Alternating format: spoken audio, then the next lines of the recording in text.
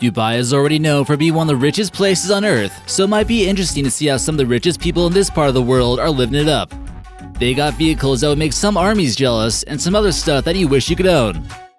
From some insane speedboats that can nearly reach speeds of 200 miles an hour to luxury tanks, here are things owned by Dubai royalty.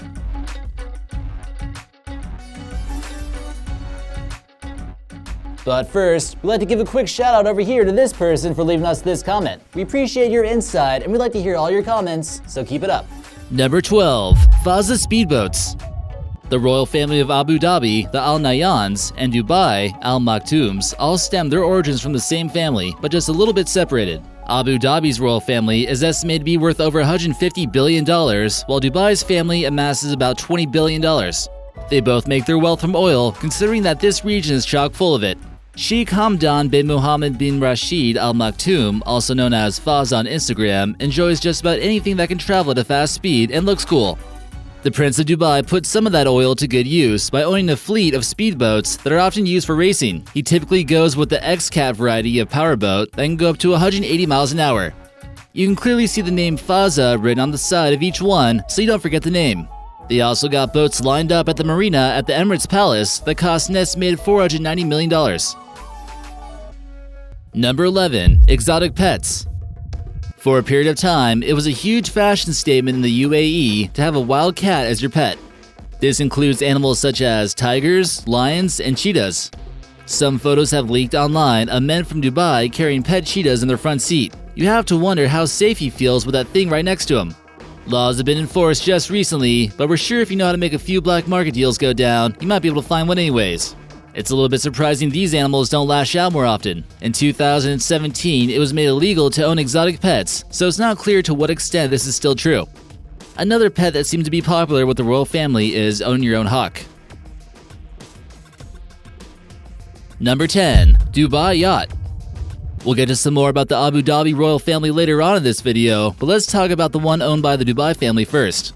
Owned by Sheikh Mohammed bin Rashid Al Maktoum, is the third longest yacht in the world. It measures 531 feet and can hold as many as 115 people on board.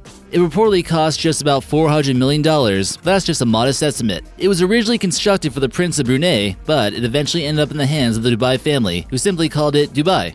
It took over 5 years to construct since the hull had to be imported from Platinum Yachts. It can reach up to 30 miles an hour, which is just a little bit too slow for the Al Nahyans. Number 9. Geoglyphic signatures. Are you extremely rich and would appreciate being able to have your name viewed from satellite? It's not a huge trend just yet, but we've seen a few examples so far. A member of royalty from the Middle East, Hamad bin Hamadan Al Nahyan, funded a project where he carved his name into the land, and his signature measures about a kilometer long. It's believed that this man owns over 200 cars, including several Mercedes 500 SELs. This is almost like graffiti on an epic scale. The signature is carved near a body of water on the Al Futasi Island. This is located in the Persian Gulf, where they're attempting to fill up his name almost like a giant swimming pool. It doesn't appear to still be visible on Google Earth, but we imagine that this kind of thing takes a little bit of maintenance. Number 8. Golden cars. We guess you finally made it big once you can afford to buy a golden Lamborghini. This appears to be a new fad that's taken place among the rich oil tycoons of Dubai and the Persian Gulf. Many sightings of wealthy cars with Arab license plates have been seen in London on cars that are painted gold like we see here. They normally tend to do these kind of things in countries outside of their own home country where they might be considered arrogant or immoral for having such a thing.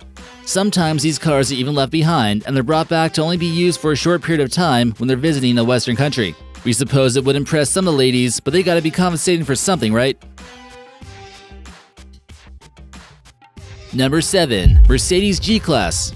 You better believe these beasts of German engineering are among some of the hottest vehicles in the Persian Gulf. Mercedes are known for creating elegant cars with high performance, but maybe they're getting ready for the zombie apocalypse secretly as well? Here we see a Mercedes G63 6x6, and you can clearly tell that it's built to handle all kinds of terrain. This V8 $500,000 SUV looks like it would be built for the military, but you won't find a better mix between luxury and ruggedness like we see here. It has impeccable handling and is nearly tip-over resistant. It might also be seen driving over some sand dunes on the Arabian Peninsula. Whatever the situation calls for, it seems as though the Mercedes G63 can handle it. Good luck trying to find the gasoline for it though. Number 6. The best camel. If you're the prince of a Middle Eastern country, only the finest camels will do. In the country where camel races reign supreme, it only seems fit that Dubai royalty owns the fastest one. We've seen from recent videos how the United Arab Emirates has been able to clone camels for pharmaceutical reasons and also for racing reasons, and possibly for beauty. The Dubai prince owns a $2.7 million camel that actually won a beauty contest. Out of 17,000 camels, this one here was chosen as the best. Camels are a big part of their heritage, and it's likely that he owns a whole bunch of these beautiful camels at his palace. Camel races can get pretty intense, and although Dubai doesn't support gambling, you gotta believe that there are some serious dirhams on these meetups. Some claim that this is actually the richest sport in the world. They've even been adding robot jockeys as an interesting way to mix it up. Number 5. Azzam. They're not just selling oil in the UAE, they're burning it too. And the title of the world's biggest yacht goes to the Azam that measures an astounding 590 feet long, almost twice the size of a football field. Since it's the personal yacht of the President of the United Arab Emirates, it's actually equipped with its own missile defense system and a getaway submarine. Once you become the president of your own country that has a lot of oil, you can consider getting something like this. It's powered with a 94,000 horsepower engine and can reach a knot speed of 31 in water 60 feet deep. There must be some wild parties going on this yacht. Number 4. Amphibious Cars. The Python is a vehicle that can drive about 80 miles an hour on land and 45 miles an hour on water, which would almost make it a great vehicle for the zombie apocalypse. We can get a good idea of what these look like by visiting the Watercar website. They often resemble an off-road Jeep on the land and a vehicle that's about to sink in the water. The company called Watercar made it their personal challenge to build the fastest amphibious vehicle in the world, and they set a record in 2010 for amphibious speed with their Python model. This is the preferred model by Prince Fazza. He doesn't just own one though, he's got 6 of these extreme vehicles. Each one costs about $150,000, so times that by 6, and that means he spent about $800,000 on these vehicles. Seems like a reasonable investment in case the apocalypse breaks out. Number 3. Ripsaw luxury tanks. You heard us right.